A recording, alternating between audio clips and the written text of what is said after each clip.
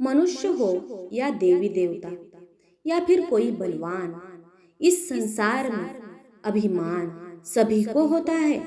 इससे वही निकल सकता है जो ज्ञानी के साथ साथ विनम्र भी हो। महाभारत काल की एक कहानी, जब पांचों पांडवों में से चार पांडवों को अपने बल पर अभिमान के कारण मृत्युदंड का भागी बनना पड़ा। अपने बल पर हुए अभिमान के कारण पांडवों को मृत्युदंड कैसे मिला, ये आज हम जानेंगे। युधिष्ठिर जब चक्रवर्ती सम्राट बने, तब शकुनी और दुर्योधन ने उन्हें हस्तिनापुर आने का निमंत्रण दिया। दुर्योधन ने युधिष्ठिर के साथ द्यूत खेलने का आयोजन किया। शकुनी छल पूर्वक युधिष्ठिर से उसका राजपाट छीन लिया। यहाँ तक कि युधिष्ठिर अपने भाई तथा पत्नी को भी द्यूत में हार गए। इस समय दुर्योधन ने पांडवों को 12 वर्ष का वनवास और 1 वर्ष का अज्ञातवास दिया। जब पांडव वन विहार को निकले, तब सभी पांडव वन के एक स्थान पर रुके। सभी को प्यास लग रही थी। तभी अनुज पांडव नकुल ने सभी पांडवों को विश्राम करने को कहा और स्वयं पानी लेने चला गया। समीप ही उसे एक निर्मल जल से भरा जलाशय दिखा, जिसे देख वो तेजी से उसकी तरफ पानी लेने के लिए बढ़ा। तभी अचानक ही एक आकाशवाणी हुई, जिसने नकुल को चेतावनी देते हुए कहा, हे पांडुपुत्र, ये मेरा जलाशय है। अगर इसका पानी पीना है तो तुम्हें मेरी जिज्ञासा को शांत करना होगा, जिसके लिए तुम्हें मेरे कुछ प्रश्नों का उचित उत्तर देना होगा। अगर तुम मेरी बात नहीं मानोगे तो तुम्हें मृत्यु का भागी बनना होगा। नकुल ने उसकी एक न सुनी। उसे अपने और अपने भाइयों की शक्ति पर अत्यंत अभिमान था। उसी अभिमान के चलते वो जलाशय का पानी पीता है और उसकी उसी समय मृत्यु हो जाती है।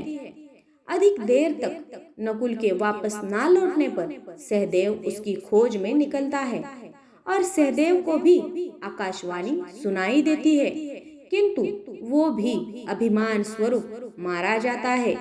क्रमशः अर्जुन और भीम का भी यही हाल होता है। एक के बाद एक चारों पांडवों की मृत्यु हो जाती है। कुछ देर पश्चात जब कोई वापस नहीं लौटा, तो युधिष्ठिर द्रौपदी को वन में छोड़कर सबकी खोज में जलाशय के पास पहुँचे। भाइयों की ऐसी दशा देख वो अत्यंत चिंतित हुए और दुखी स्वर में सभी को पुकारने लगे। तब पुनः आकाशवाणी हुई, हे पांडुपुत्र, मेरे कारण ही तुम्हारे भाइयों की मृत्यु हुई है।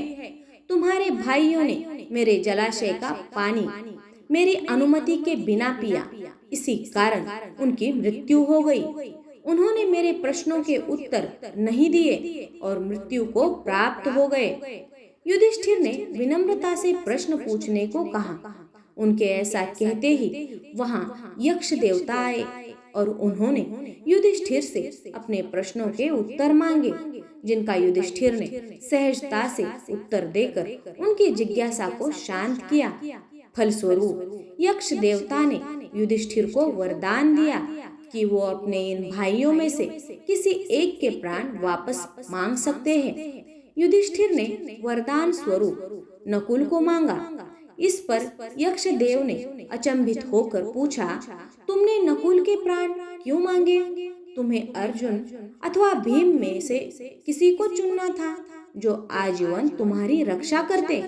इस पर युधिष्ठिर ने कहा, हे यक्ष देव, 3 भाइयों के बिना भी मैं इस संरक्षण का क्या करता?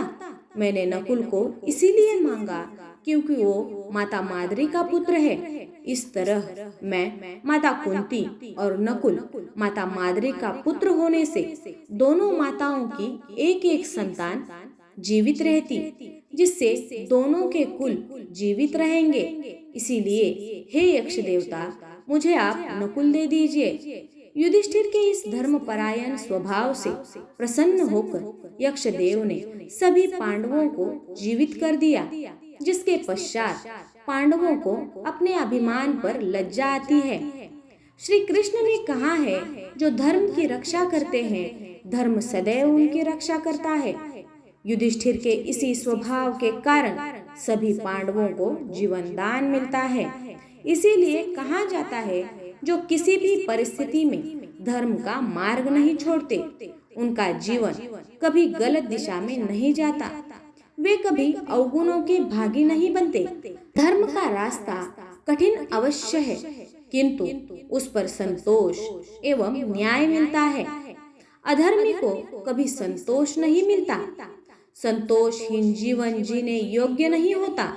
अतः सदैव धर्म का पालन करें। इस कहानी से ये पता चलता है कि पांडव जैसे ज्ञानी भी अभिमानी हो जाते हैं। सच तो यह है कि ज्ञानी में भी ज्ञान और अपनी विद्या का अहंकार होता है, किंतु ये भाव उसे उसके गुणानुसार उचित फल देता है। इसीलिए कभी अपने ज्ञान, धन, सौंदर्य, बल आदि का अहंकार नहीं करना चाहिए। जय श्री कृष्ण।